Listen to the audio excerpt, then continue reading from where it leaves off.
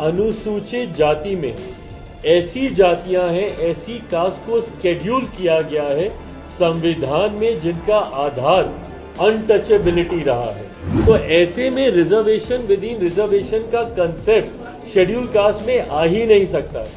Creamy layer का प्रावधान schedule caste में कभी आ ही नहीं सकता है क्योंकि इसका आधार ही अनटचेबिलिटी रहा है। सुप्रीम कोर्ट के ऑब्जर्वेशंस को मैंने पढ़ा है और उसमें कहीं पर भी अनटचेबिलिटी का जिक्र नहीं किया गया है।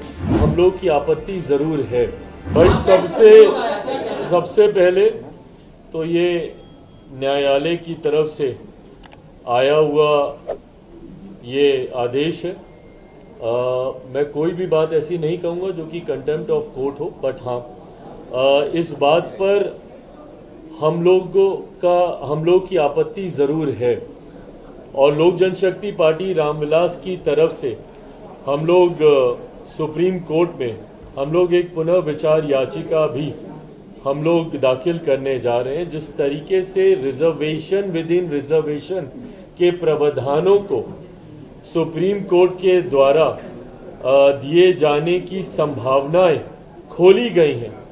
पहली बात तो जब अनुसूचित जाति की बात आती है, इस बात को मैं स्पष्ट कर दूं कि अनुसूचित जाति में ऐसी जातियां हैं, ऐसी कास्ट को स्केड्यूल किया गया है संविधान में जिनका आधार अनटचेबिलिटी रहा है। शेड्यूल कास्ट का आधार कतई और कभी भी शैक्षणिक व्यवस्था नहीं रही, उनका आधार कभी भी आर्थिक नहीं रहा, इसका आधार हमेशा से अनटचेबिलिटी ही रहा है।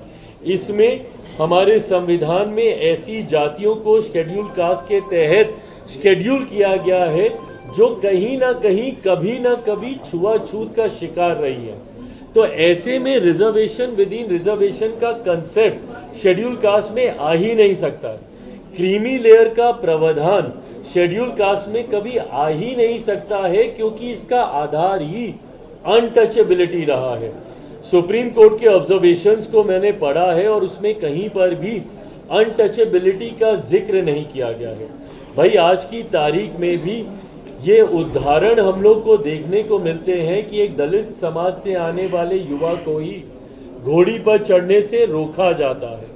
एक दलित समाज से आने वाले परिवार को मंदिर में प्रवेश करने से रोका जाता है।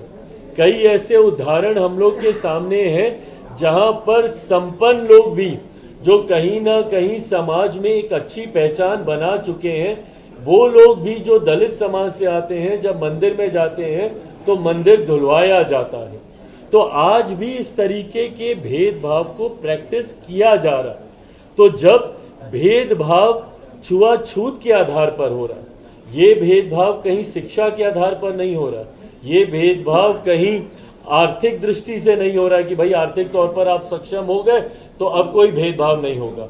जैसा मैंने अपने उदाहरण में बताया कि कई ऐसे बड़े नाम भी हैं, मैं नाम नहीं ले रहा, आप सब उन नामों को भी जानते हैं। कई ऐसे बड़े नाम भी हैं जो अगर किसी मंदिर में चले जाते हैं तो उसके बाद उस मंदिर को गंगा जल से धोया जाता है। तो ऐसे उदाहरण आज की तारीख में भी देखने को मिलते हैं। तो जब ये उदाहरण है तो ये दर्शाते हैं कि ये जो भेदभाव हो रहा है ये आपकी आर्थिक दृष्टि पर नहीं हो रहा या आप कितने कामयाब हो गए हैं अपने क्षेत्र में उसको लेकर नहीं हो रहा। ये इसलिए हो रहा है क्योंकि आज भी छुआछूत को मानने वाले लोग हैं। और शेड्यूल कास्ट का जब मैंने जिक्र किया, इसमें उन्हीं जातियों को इसमें रखा गया है जो छुआछूत का शिकार कभी ना कभी कहीं ना कहीं समय के किसी दौर पर रही हैं। तो जब आधार आपका छुआछूत है तो ऐसे में क्रीमी लेयर का प्रावधान या रिजर्वेशन विद इन रिजर्वेशन का प्रावधान हो ही नहीं सकता है।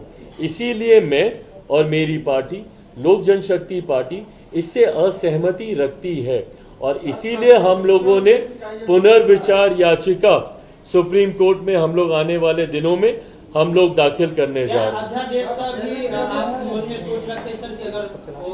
भाई देखिए, मैं सरकार का हिस्सा हूं और मेरे पास सरकार के भीतर इन चर्चाओं को करने की गुंजाइश मुझे मिलती है। कोई अध्यादेश आएगा नहीं आएगा, इस पे कानून बने, बनेगा नहीं बनेगा, जरूर मैं चाहता हूं, पर ये तमाम बातें गठबंधन के भीतर करने की हैं, क्योंकि मैं खुद आज की तारीख में सरकार का हिस्सा हूं। ये गठबंधन के भीतर ये बातें की जाए।